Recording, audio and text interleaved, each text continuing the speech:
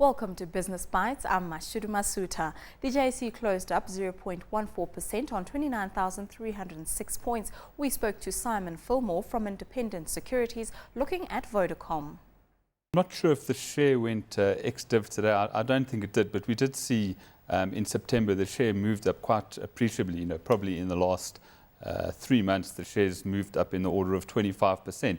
So I think as we saw with much activity, the market did have a very strong run up in September, so possibly just taking a breather, and there were some spectacular price rises at quarter end on Thursday.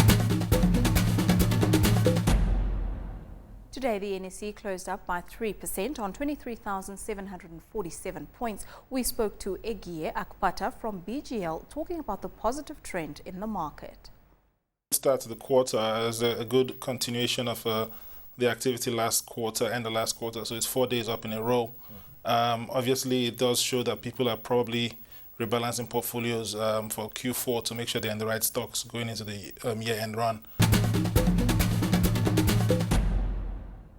The Nairobi Stock Exchange's main 20 share index ended the day down by 0.23% to close at 4,623 points. We spoke to Fred Mweni from Tsavo Securities looking at the start of quarter 4.